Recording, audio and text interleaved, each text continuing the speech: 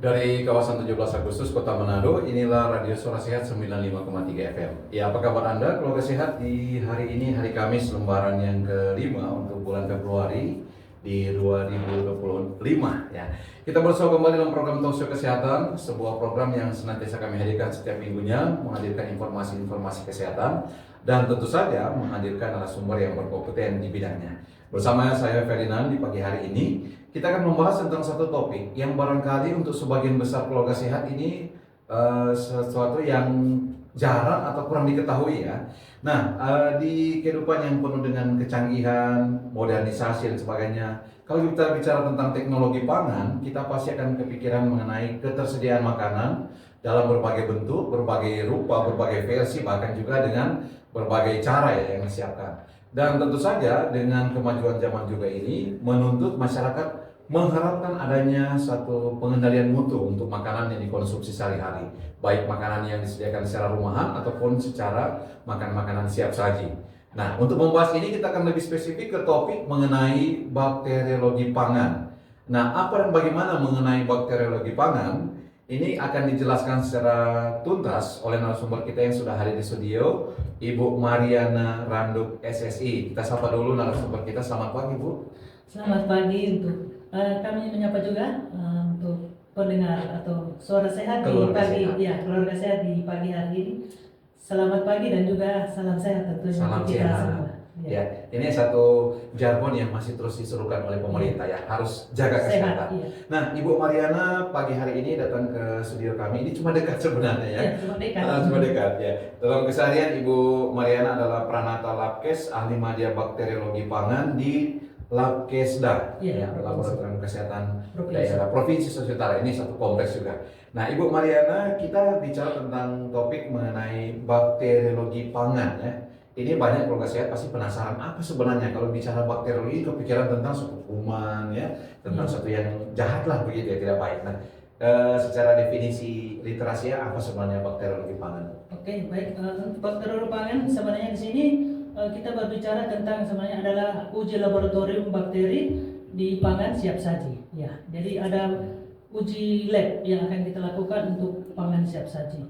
Oke, jadi apakah uji ini memang sudah terstandarisasi atau bagaimana? Iya, untuk uji bakteri ini tentu ada acuan yang harus kita gunakan. Ya. Biasanya kita pakai adalah Permenkes. Jadi untuk standar bakunya kita menggunakan Permenkes nomor 2 tahun 2023. Di situ ada disebutkan apa itu pangan, kemudian olahan saji, kemudian baku mutu yang harus kita terapkan untuk uji lab pangan tersebut. Ya. Oke. Nah, kalau sebenarnya sasarannya dilaksanakannya standar baku mutu ini apa sebenarnya tujuannya? Ini untuk sasarannya sebenarnya untuk masyarakat luas dan terlebih sebenarnya untuk jasa boga yang kalau kita tahu di Manado sini sudah banyak jasa boga ya, seperti untuk usaha di restoran kayaknya atau hotel-hotel yang mereka menyajikan makanan yang siap saji. Jadi mereka harus ada persyaratan untuk SLHS, Standar Layak Higien Sanitasi. Nah, itu adalah salah satu persyaratan selain dari ada beberapa dokumen-dokumen yang harus mereka lengkapi. Jadi salah satunya adalah uji laboratorium di situ. Uji laboratoriumnya itu mereka harus mengadakan pemeriksaan pangan. Jadi ada beberapa aspek yang bisa dilakukan di situ, mungkin dari alat makannya, kemudian penjama makanannya dan juga makanannya. Iya. Jadi semuanya terstandarisasi ya. Luar biasa ya. Ini jadi satu inovasi juga Bu ya, bahwa apa yang dibeli masyarakat atau dinikmati masyarakat itu semuanya sebenarnya terkontrol ya gitu. Walaupun Bu kita juga sering dengar ya ada kasus-kasus misalnya keracunan makanan atau hal-hal yang lainnya. Nah, kita masih mengarah ke pengertian-pengertian dasar Bu. Tadi Ibu sebutkan tentang olahan siap saji. Apa sebenarnya yang dimaksud dengan pangan olahan siap saji? Baik, untuk pangan olahan siap saji artinya itu makanan yang siap untuk disajikan. Ya, jadi bukan makanan dalam bentuk kemasan. Kalau untuk kemasan ada institusi tersendiri yang mengeluarkan izin untuk situ. Jadi khusus untuk laboratorium di Laboratorium Kesehatan Daerah kami mengeluarkan izin untuk uji laboratorium dan nanti izinnya nanti akan dikeluarkan oleh Dinas Kesehatan dan bekerjasama dengan Dinas Penanaman Modal kayaknya yang satu atap itu. Ya. Oh, jadi kayak ada sertifikasinya. Iya, ya. sertifikat. Nah, apakah ini kita ke area yang sifatnya teknis, Bu? Oke lah, dia sudah memenuhi syarat, sudah memenuhi kelengkapan dokumennya dan sebagainya. Tapi untuk kontinuitasnya, maintenance-nya, pengawasan itu dilakukan seperti apa oleh Labkesda? Pengujian pangan siap saji ini selain dari yang SLAS ya tadi ya, karena mereka kan ada masa apa ya, Berlakunya. masa berlakunya 2 atau 3 tahun. Jadi sebelum masa berlaku habis, mereka harus melakukan uji lagi untuk memperpanjang masa berlaku SLAS mereka. Jadi mereka harus kontak lagi ke Dinas Kesehatan Kota Madia, kemudian langsung ke laboratorium kesehatan. Jadi mekanismenya ada bisa dari Dinas Kesehatan yang menghubungi kami atau langsung dari Jasa Boga yang menghubungi kami via surat. Nanti kita akan tindak lanjuti dan diatur waktu apakah kita yang akan turun untuk melakukan pengambilan sampel di lokasi ataukah mereka yang akan turun langsung membawa bahan mereka ke laboratorium kami. Ya. Oke, ya. Jadi sebenarnya sifatnya prosedural, Bu, ya. Iya. Nah, ini jadi pertanyaan dari saya nih, Bu. Oke lah kalau misalnya pada saat bagaimana misalnya yang penyedia itu atau penyelenggara jasa boga itu harus segera untuk, kan kita tidak tahu ya siapa yang punya catering atau punya usaha makanan. Sebaiknya yang bergagasan seperti itu harusnya seperti apa harusnya pertama yang harus dilakukan? Jadi biasanya yang ini sebenarnya Atau orang baru buka restoran misalnya? biasanya itu dari Dinas Kesehatan yang koordinasi dulu karena mereka yang akan turun. Karena untuk di sini kan ada pengawasan nantinya, pengawasan pangan yang kayak sudah dibahas oleh Kak Jene. Jadi situ ada pengawasan pangan. Nah, untuk pengawasan pangan sini ada beberapa cara yang kita akan lakukan, yaitu yang pertama surveillance ini. Nantinya akan dilakukan oleh dinas, baru kemudian berikut adalah uji laboratorium. Kemudian ada juga nantinya analisis risiko dan ada rekomendasi tindak lanjut nantinya. Jadi ada lintas sektor di situ untuk kegiatan. Iya. Jadi kalau boleh kata juga bahwa yang akan punya usaha misalnya jasa boga sebaiknya memperhatikan ya untuk pertanian ini supaya tidak sampai terjadi hal. Iya, keamanan pangannya harus terjamin. Jangan sampai terjadi KLB nantinya. Iya, jadi pastikan kalau untuk ada usaha-usaha jasa boga mereka memang layak untuk dipakai atau untuk mereka menyajikan makanan. Kalau bisa didefinisikan secara teknis, Bu, yang jasa boga seperti apa yang harus dan wajib? Karena ada juga kan cuma jualan makanan yang kecil-kecilan atau apa. Itu untuk jasa boga kan ada berapa klasifikasi, bisa restoran, kemudian hotel-hotel karena mereka menyajikan untuk masyarakat umum ya. Kemudian ada juga yang biasanya sih untuk makanan keliling seharusnya itu. Harus juga sebenarnya. Iya, karena jangan sampai makanan ataupun alat makanan, penjamu makanan atau makanan mereka yang akan menjadi sumber pencemaran yang akan bisa menyebabkan mungkin diare atau lain-lain.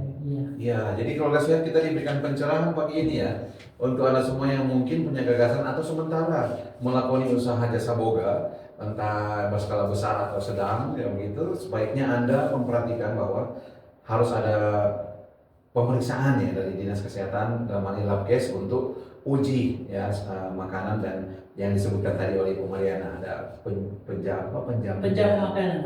Iya, food handler. Orang yang menyajikan juga diperiksa ya. Jadi penjamu makanan itu misalnya kalau bilang apa food handler kan. Ya. Jadi mereka itu adalah mulai dari yang menyajikan, kemudian mengolah, dari pembelian mengolah kemudian menyajikan, itu yang disebut food handler.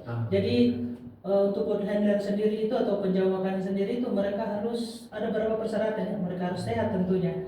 Kemudian ada pemeriksaan kesehatan yang berkala tiap 6 bulan. Nah itu yang kita lakukan yaitu pengambilan sampel rectal swab tiap 6 bulan itu harus dilakukan karena menjaga jangan sampai justru dari penjamu makanan ini yang bisa menularkan penyakit ke makanan.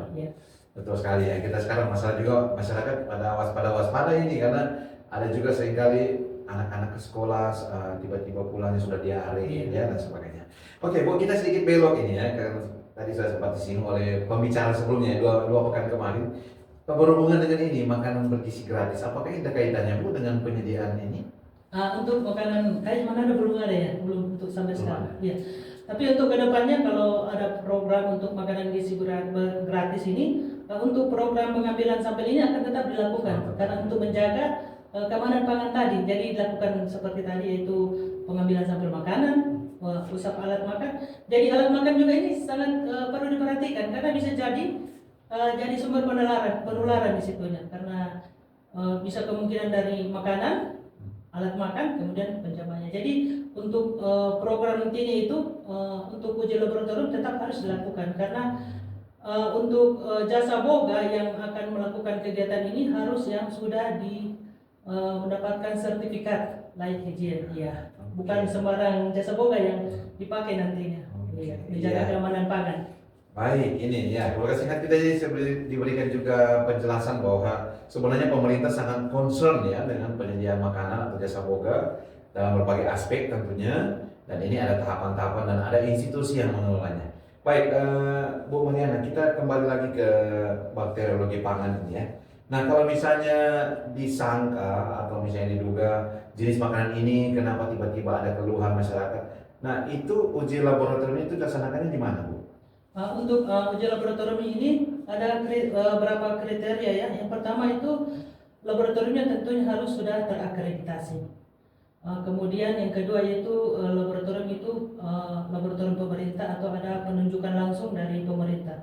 Untuk laboratorium kami yaitu Balai Labkesda Provinsi Sulut sudah terakreditasi dan memang itu salah satu persyaratan untuk laboratorium harus diakreditasi. Jadi masa berlaku akreditasinya adalah 5 tahun dan kami dari tahun lalu sudah melakukan untuk kelayakan akreditasi dari Juli 2024, jadi masa berlakunya sampai masih 4 tahun. Iya, Juli 2029. Jadi sudah memenuhi standar dan nyatakan lulus paripurna untuk laboratorium kami. Ya. Labkesda ya, Iya. yang berlambangkan itu juga. Labkesda, iya. Oke. Bu, ini persyaratan kesehatan untuk pangan olahan siap saji apa saja yang dilakukan ini? Untuk persyaratannya ini ada beberapa, yaitu yang pertama tentunya adalah harus lihat tempatnya atau lokasinya. Nah, ini biasanya dilakukan oleh Dinas Kesehatan Provinsi ataupun Kota Madia karena di situ kita sedikitnya karena saya juga basic Kesling. Di situ mereka mungkin lihat adalah kelayakan bangunannya, apa jambannya, kemudian mungkin ada pencahayaan di situ, kemudian vektor penyakit mungkin seperti ada tikus atau hewan-hewan lain yang menjadi vektor penular penyakit.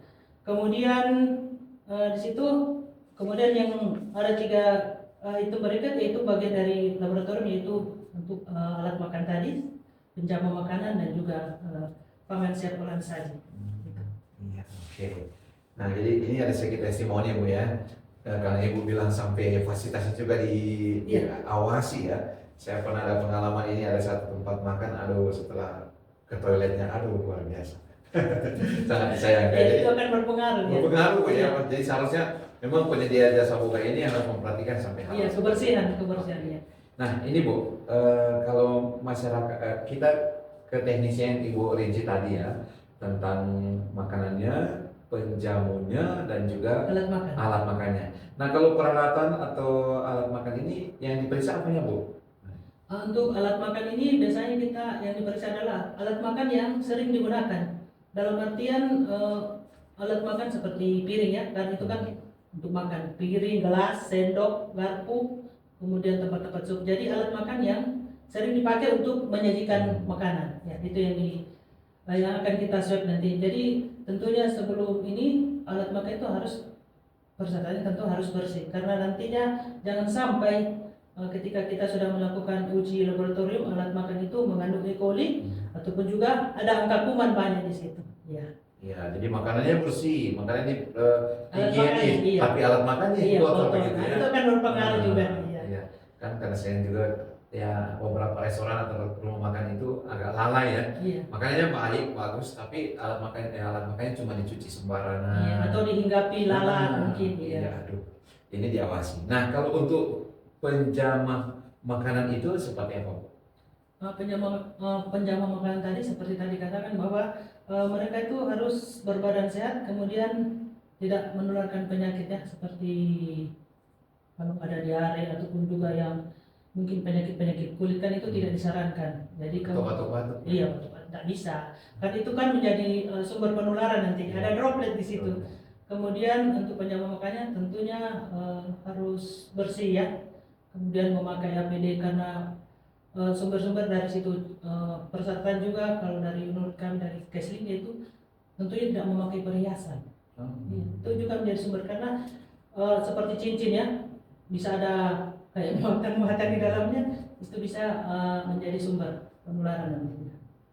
Iya, jadi diperhatikan ya untuk Anda penyanyi semoga ini. Kadang-kadang makanannya enak tapi yang menyediakan aduh seperti belum mandi atau gimana gitu ya. Iya, cepat nih. Jadi harus itu bersih-bersih. Kalau orang Saudi begini, aduh, gak mantap DP penjaga makan, berarti terjamin DP kualitas untuk penyajian ya. Tapi kadang-kadang juga di restoran besar pun begitu ya. Selamanya sudah kumal atau misalnya rambutnya terurai seperti apa, nah itu harus diperhatikan. Iya, ternyata, karena ya. bisa juga rambut jatuh Iya. pengaruh makanan. Oke. Atau ini Bu ya. Kalau ada yang mengaruh-ngaruh tuh kan. Betul. Sekalian testimoni nih Bu. Ada di satu gerai ya makanannya franchise ya, makanan yang boleh kata skalanya nasional, ada franchise di mana-mana. Tapi sambil menyediakan makanan itu dia sambil itu ngobrol terus Bu, bicara terus orangnya. Nah itu pengaruh juga Bu ya.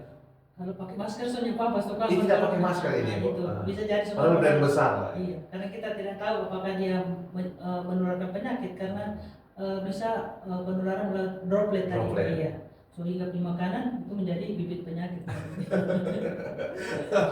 Iya, saya jadi curhat di sini. Ini sekali saya mau curhat lagi Bu. Ini ada satu tempat yang viral ya. Jujur ini viral karena platform TikTok dan sebagainya. Nah, singkat cerita saya bersama keluarga ke sana Bu. Itu ramai sekali orangnya. Nah, kenapa saya tidak jadi makan? Karena pas pelayannya menyediakan Penjaga makanan. dia panggil nama di atas Makanan. paginya, saya bilangnya atas mana atas, aduh di atas makanan, kita langsung bilang sudah tengkal bicaranya di atas makanan ini Bu, aduh Sudah tambah kuat. aduh betul, padahal viral itu Bu. Iya. Iya, tapi saya tidak sebut nama ya, saya sebut nama dan tempat. Oke, masih bersama Ibu Mariana Rando, SSI dari Labkesda. Kita membahas tentang bakteriologi pangan ya. Sekali lagi bakteriologi pangan, tadi sudah banyak sekali penjelasan dari Ibu Mariana tentang makanannya, penyediaannya, kemudian juga alat makan yang digunakan. Jadi itu semua tidak luput dari perhatian pemerintah bahwa ketersediaan makanan yang siap saji ini harus diperhatikan secara kualitasnya. Nah, untuk Anda keluarga sehat yang ingin bertanya atau menyampaikan argumen, silakan masuk di 0851 8668 9530. Tapi nanti di menit ke-30. Sekali lagi, menit ke-30 untuk 0851 8668 9530. Nah, kita kembali ke Ibu Mariana. Pemeriksaan kesehatan seperti berkala seperti yang Ibu sebutkan tadi ya. Ya, Mungkin bisa lebih tambah rinci lagi ya, setiap 6 bulan. Selain pakaiannya apa lagi Bu yang bisa dikategorikan harus wajib diperhatikan? Kalau yang berkala tadi itu yang pemeriksaan rektal swab. Tapi apakah itu pernah dilaksanakan? Iya, sering kita lakukan. Dari restoran, hotel-hotel, mereka sering menyurat ke Labkes, jadi kita akan turun lapangan untuk melakukan pengambilan sampel, kalau bahasa umumnya usap bubur ya. Itu tiap 6 bulan harus dilakukan untuk menjamin pangan kita aman. Jadi harus dilakukan pemeriksaan rektal swab. Nah, untuk parameter-parameter wajib biasanya yang kita lakukan untuk dari makanan, usap alat makan, kemudian penyawa makanan itu bakteri, jangan sampai ada bakteri E. coli di situ. Itu adalah indikator, karena kita tahu bakteri E. coli itu adalah indikator sumber pencemaran. Itu berasal dari tinja ya, tinja hewan ataupun tinja manusia. Kalau E. coli-nya ada, indikatornya berarti makanan itu atau orang itu menjadi sumber pencemaran dan bisa menyebabkan diare. Ya. Contohnya biasa kalau ada KLB begitu, kita akan kelihatan. Jadi kita akan melakukan pemeriksaan yang utama yaitu E. coli. Dan juga ada pemeriksaan tambahan jika terjadi KLB di suatu tempat atau lokasi. Jadi ada parameter bakteri lain yang akan kita periksa seperti Salmonella, kemudian Staphylococcus aureus dan juga Bacillus cereus. Itu yang wajib kita periksa. Karena kita akan nanti ketahui bahwa sebenarnya yang menyebabkan penyakit ini apa, bakteri apa. Jadi harus diidentifikasi lagi lewat uji laboratorium. Jadi banyak yang harus kita lakukan untuk ketika melakukan pemeriksaan uji laboratorium, mulai dari persiapan alat dan bahannya itu semua harus dalam keadaan steril. Kemudian untuk pengerjaan di labnya kita harus inkubasi dulu berapa hari dengan media agar tertentu untuk pertumbuhan bakteri. Kemudian jika ada pertumbuhan, nanti kita akan lakukan lagi uji biokimia. Nah, dari uji biokimia kita identifikasi lagi dan kita pertegas lagi dengan pemeriksaan mikroskop lewat pengecatan suspek ataupun bakteri yang dicurigai. Jadi semuanya. Jadi kita bisa bedakan nanti bakteri apa sebenarnya yang ada di situ. Nah ini Bu, nanti kalau jadi KLB atau mau secara rutin dilakukan secara berkala? Rutin ya. Oh rutin ya. Untuk kasus KLB nanti juga ada tambahan parameter lain untuk bakteri lain. Ini rutin untuk kegiatan untuk yang jasa boga. Ya. Oke, jadi boleh dikata yang tenan atau merchant penyedia jasa boga ini memang sudah harus wajib ya? Iya. Apakah mereka menghubungi dinas kesehatan atau dinas kesehatan yang memang langsung datang untuk periksa?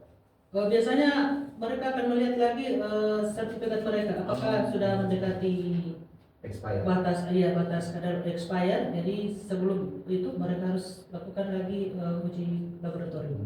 Oke. Nah barangkali ini sebagai tambahan ya, kalau penyedia jasa boga kemudian sudah diperiksa begini, tidak apa-apa ya di-announce ya, supaya juga yang datang makan di situ merasa lebih terjamin begitu ya. Oh bahwa ini makanannya sudah samplingnya sudah diperiksa bersih dan tidak ada hal-hal yang lainnya. Karena juga untuk jasa boga yang memang tidak mendapat, yang jika tidak ada sertifikat layak izin, mereka akan mungkin ada punishment sendiri dari dinas. Iya. Karena mereka tidak layak untuk menjual ataupun menyajikan makanan yang siap saji untuk masyarakat. Karena itu menjaga kemungkinan nantinya. Iya. Jadi itu sebenarnya keharusan itu. Iya. Wajib ya. Iya. Nah ini satu pertanyaan Bu. Untuk mereka yang jasa boganya itu sifatnya catering, gimana tanggapan Ibu dari dinas kesehatan? Kalau catering biasanya juga mereka melakukan. Harus. Iya harus. Dan sering mereka lakukan di laboratorium kami. Jadi ada beberapa laboratorium sini yang bisa dilakukan untuk uji laboratorium. Salah satunya juga Labkesmas yang dulu BTKL. Ya, bisa di sana atau kemana. Iya. Jadi masyarakat luas ini harus paham ya bahwa jika ada usaha untuk penyedia jasa boga ini harus memperhatikan seperti yang kata narasumber kita tadi, bahwa itu semua diperiksa supaya menjamin keterlayakan untuk makanan yang disediakan. Baik, untuk program sehat seperti kita sudah bagian akhir, di bagian akhir untuk talkshow kita pagi hari ini tentang bakteriologi pangan. Silakan Ibu Mariana untuk closing statement-nya sehubungan dengan topik yang dibahas. Baik, untuk kata ajakan saja ya. Tapi sebelumnya saya untuk promosi dulu bagi untuk pendengar suara sehat yang ada di luar, untuk bisa mengunjungi sosmed kami yaitu di Instagram, Facebook ataupun di TikTok. Ketik saja BLKD spasi Sulut dalam huruf kapital. Di situ saudara-saudara bisa menanyakan apa saja, kami bisa jawab. Di situ ada tarif dan lain sebagainya. Baik, untuk kata ajakan kita untuk pagi hari ini yaitu kesehatan tentunya adalah hal yang paling berharga, dan pastikan kita untuk melakukan pemeriksaan laboratorium secara teratur untuk memantau kesehatan. Ayo jangan ragu untuk datang ke laboratorium daerah Provinsi Sulawesi Utara yang berada di Jalan 17 Agustus. Kami siap untuk melayani Anda. Baik, terima kasih banyak Ibu Mariana Randok SSI, Ya, narasumber kita pagi hari ini yang sudah memberikan banyak pencerahan, penjelasan tentang bakteriologi pangan. Sukses untuk Ibu dan rekan-rekan kerja, dan mungkin di lain kesempatan akan hadir juga dengan topik-topik berikutnya. Dan untuk semua keluarga sehat yang telah menyimak program ini, terima kasih banyak untuk atensinya. Nanti kita akan ketemu lagi di episode berikutnya dengan topik yang berbeda, dengan narasumber yang berbeda juga, dan tentu saja kami senantiasa menghadirkan informasi-informasi kesehatan untuk menjamin pengetahuan kita, ya bukan menjamin, tapi menambah wawasan kita tentang kesehatan dan segala hal yang berkaitan dengannya. Akhirnya dari kawasan 17 Agustus, Kota Manado, saya Ferdinand mengucapkan sampai jumpa lagi, dan jangan lupa tetap jaga kesehatan Anda. Terima kasih.